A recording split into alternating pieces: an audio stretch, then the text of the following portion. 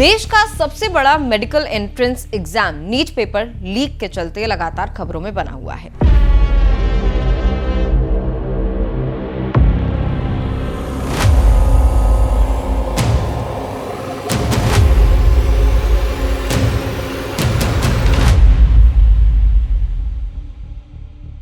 जांच एजेंसियों को शक था कि कुछ लोग एग्जाम से पहले ही पेपर आंसर की बेचने का दावा कर रहे थे। मामला गंभीर होता चला गया और एग्जाम रिजल्ट्स पर सवाल भी उठने लगे। लाखों स्टूडेंट्स के भविष्य को लेकर चिंता बढ़ गई। इसी बीच जांच एजेंसियों की नजर एक ऐसे प्लेटफॉर्म पर अटकी जिसका नाम पेपर लीक से लगातार जोड़ा जा रहा था और बार-बार सामने आ रहा था, और वो था टेलीग्राम। सरकार ने तुरंत एक्शन लिया और टेलीग्राम को बैन कर दिया। बैन के बाद टेलीग्राम के सीईओ ने एक्स पर तमाम बयान दिए और एक्स पर एक पोस्ट लिखकर इस बैन की आलोचना की, तर्क दिया कि इससे कुछ भी नहीं रुकेगा क्योंकि लीक के लिए जिम्मेदार लोग पहले ही दूसरे ऐप्स पर जा चुके होंगे। लेकिन सवाल यह है कि आखिर टेलीग्राम में ऐसा क्या है कि सरकार ने इतनी सख्त कार्रवाई तुरंत की। पेपर तो व्हाट्सएप जैसी ऐप पर भी लीक हो सकता है, फिर किसी और मैसेजिंग ऐप पर भी लीक हो सकता है, तो व्हाट्सएप पर भी एक्शन लेना चाहिए था। लेकिन निशाने पर सिर्फ टेलीग्राम ही क्यों आया? क्या टेलीग्राम के कुछ फीचर इसे पेपर लीक, स्कैम और फर्जी नेटवर्क के लिए ज्यादा आसान बना देते हैं? आइए पूरा मामला समझने की कोशिश करते हैं। देखिए, दरअसल सरकार का मानना है कि नीट पेपर लीक से जुड़े कई नेटवर्क टेलीग्राम पर एक्टिव थे।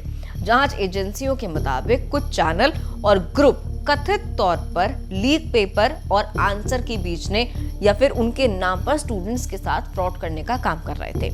आरोप है कि सरकार ने टेलीग्राम से ऐसे अकाउंट्स और चैनल्स पर कार्रवाई करने को कहा था, लेकिन इस पर विवाद खड़ा हो गया। इसके बाद सरकार ने कड़ा कदम उठाया और ऐप को ही सीधा बैन कर दिया।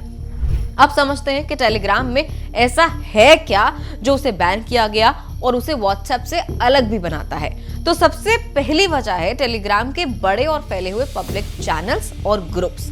व्हाट्सएप जहां मेनली प्राइवेट चैट्स के लिए जाना जाता है, वहीं टेलीग्राम पर एक चैनल लाखों लोगों तक पहुंच सकता है, वो भी कुछ ही सेकंडों में। यानी अगर कोई फर्जी पेपर, गलत जानकारी या धोखाधड़ी वाला कंटेंट फैलाना चाहे तो उसका दायरा बहुत बड़ा हो सकता है। दूसरा कारण है गुमनामी।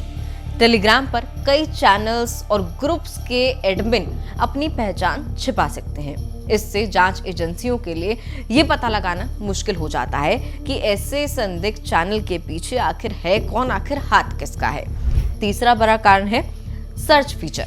टेलीग्राम पर कोई भी व्यक्ति किसी टॉपिक से जुड़े पब्लिक चैनल्स को आसानी से सर्च कर सकता है। जैसे कि अगर कोई नीट लीक या आंसर की जैसे कीवर्ड टेलीग्राम पर जाकर सर्च करे तो वो कंटेंट अवेलेबल कराने वाले चैनल उसके सामने खुल जाएंगे, जबकि व्हाट्सएप में ऐसा पब्लिक सर्च सिस्टम है ही नहीं।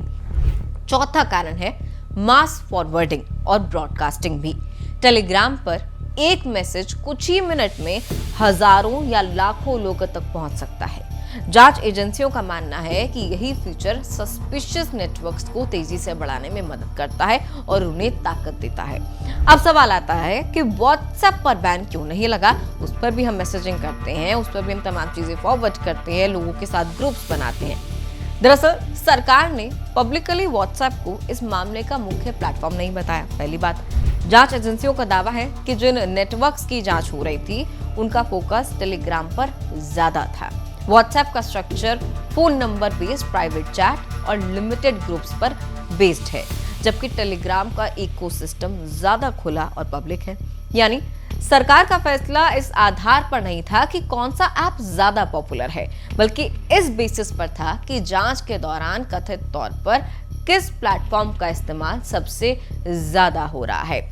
इस पूरी खबर पर आप क्या राय रखते हैं? कमेंट करके जरूर बताइएगा।